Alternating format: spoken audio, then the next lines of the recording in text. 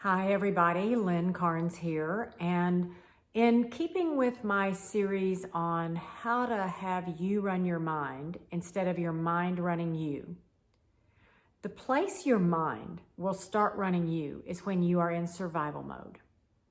I personally believe that most of us, even before this virus thing, a lot of us, I know I do, we live in survival mode. I catch myself all the time in a sort of low-grade fight, flight, or freeze.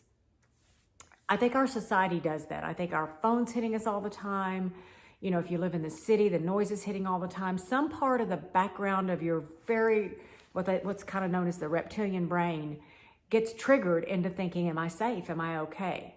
When we're at work, we don't feel safe sometimes because, you know, I remember when I would work, I used to work at a large bank, and the thing that I dreaded the most was one of those conversations with a boss where he'd say, can you come see me in my office? And I wouldn't know why.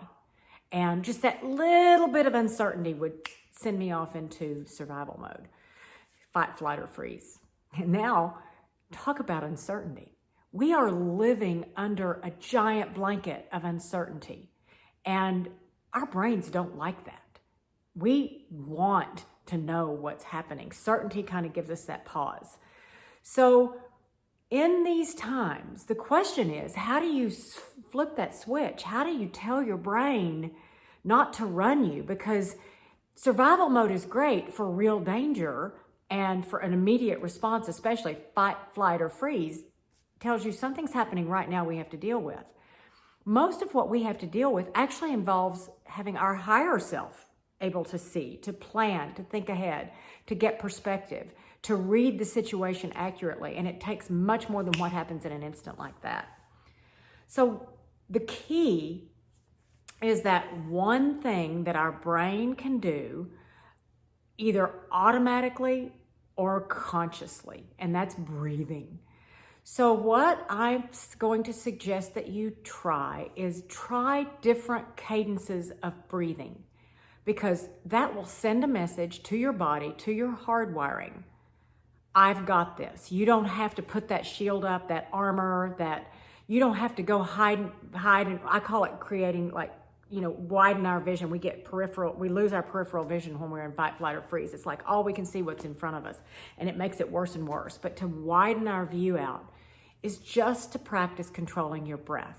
Now, in later videos, I'll talk about some of the different types of breath I use to keep myself calm.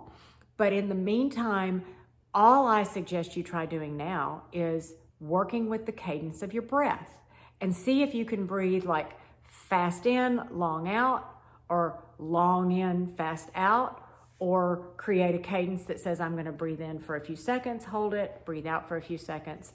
Right now, just make it up for yourself. Just see if you can begin to control your breath. You'll be surprised at how that can actually quiet your mind, because your mind will now know, oh, he's breathing according to how he wants to breathe.